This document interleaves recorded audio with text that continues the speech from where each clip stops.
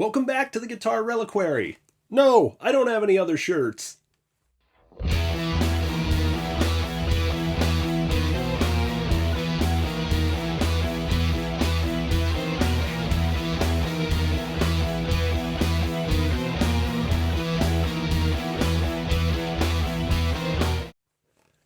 On today's episode, we're going to be talking about the Legator N6FX Black Widow model. This is a guitar that I consider to have very high-end appointments for a mid-priced guitar. It is made in South Korea, much like the LTD models that I've been reviewing on the channels, but this one has some standout features that you don't often find for guitars of this price range. So we're going to run through why I think it's so special, why you should look into picking one up, and what you can expect for tones out of it. To begin with, this is priced at US $19.99, and I didn't pay that for this one, and I didn't pay that for the Tarantula model, which has the purple grain fill, either. I got them at great discounts, and I think you can too if you shop around.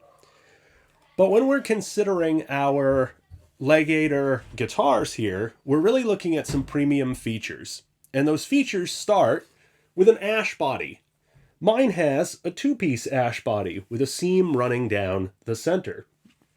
That is mated to a solid California Buckeye burl top. This Buckeye burl top is about 3/16 of an inch in depth. I measured it. However, because of the way that the guitar is manufactured, you wind up with the visibility of the ash in the cutaway. So instead of bending the top over, which would be more time-consuming and expensive, they've simply beveled it with the top on it, and as such, you can see the ash underneath it. This is very similar to what you would expect to find on a Kiesel guitar, one of the Aries models. I'm sure there are others as well. That's just the first one that I've seen. I think it looks great because my arm is covering it, it's black, and I don't mind it at all. But it is an aesthetic choice. This Buckeye burl top is also filled with red sparkle resin on the Black Widow model. That's what makes it called the Black Widow, is the red resin. The Tarantula has purple resin in it. I'll do a video on that in the future. The body is mated to a gorgeous 5-piece wenge maple neck. So you've got wenge on either side, wenge in the center, and then 2 strips of maple. There is a volute, which will help prevent headstock breakage since this is a tilt-back headstock. The neck is mated to a 1/4-inch thick pale moon ebony fretboard. I did measure the thickness. It seemed very thick for an import guitar. I think it looks great. Pale moon ebony is probably one of those things that is hit or miss for you. I love the looks of it, though I will admit that this one has less figuring than the Tarantula model I bought. So as far as the way that this guitar is set up, it comes with a Legator Pro fixed bridge, which looks conspicuously like a hip shot bridge to me, but that means that I'm familiar with it and it's easy to set up. It's not sharp and it holds tune nicely. Has 2 Fishman Fluence modern pickups, a neck and bridge matched set. 3-way selector switch will select the neck in the up position, both pickups in the middle, and the bridge in the down position. These pickups are controlled by a singular volume knob, which I've espoused my love for before on the channel. That volume knob I've actually replaced with a Mayones clockwork dome knob as opposed to the standard black one that came on it as an aesthetic touch. It is, however, a push-pull potentiometer, and that push-pull potentiometer controls the voicing of the pickups. In the down position, it has the more aggressive voicing of the Fishman Fluence Modern, and in the up position, it has a more passive-sounding, open, warmer, less precise, sort of classic metal sound. Not as good as the Fishman Classic pickups, but certainly a lower output version that you could get some more classic metal tones on. I almost always run it in the down position. Has this Tezzy kill switch here, which is got a red LED in it, which looks great when you're playing, and also when it's plugged in.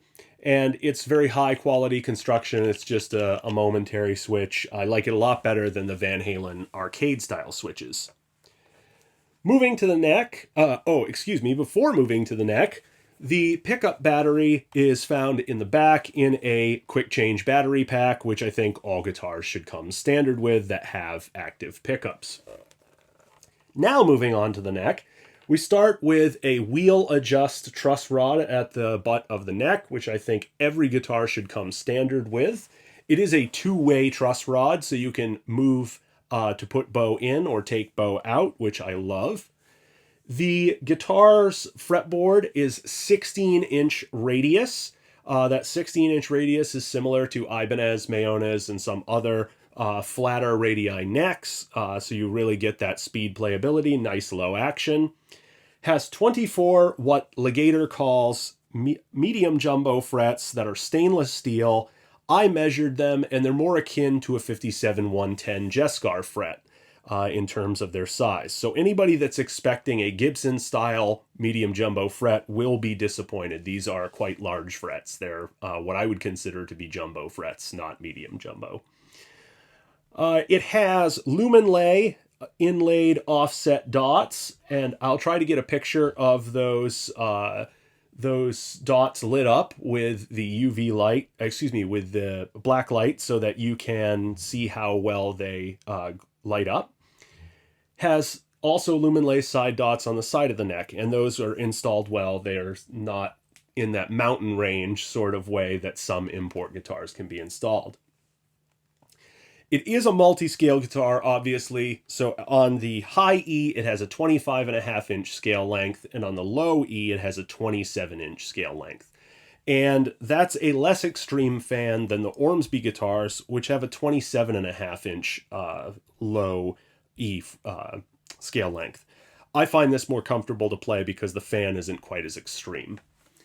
It has what looks to be a graphite nut on it. I am not sure if it's a Graphtec nut, but it looks like it could be a Graphtec compensated nut.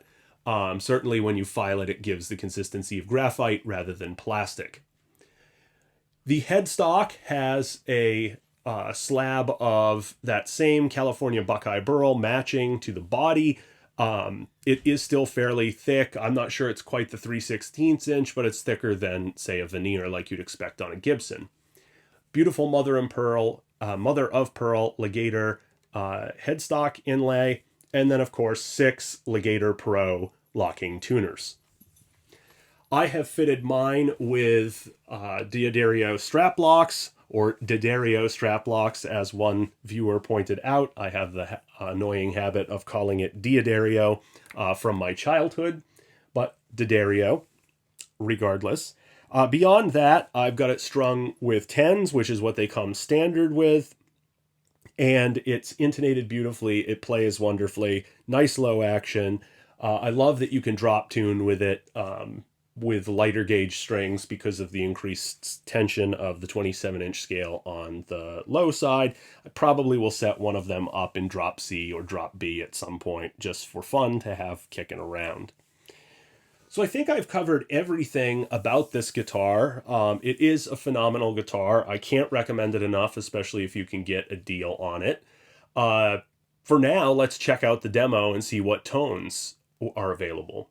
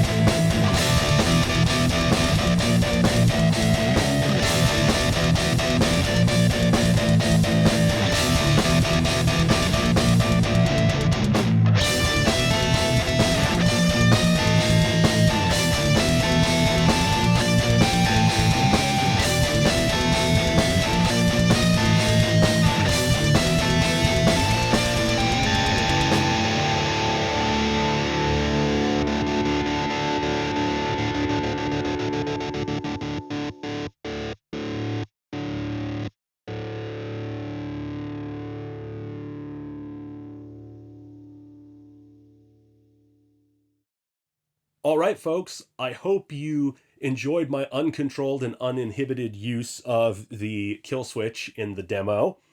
If I've forgotten anything, please, feel free to comment with questions. I'll be happy to answer them. Otherwise, like, subscribe, and see you another time at TGR.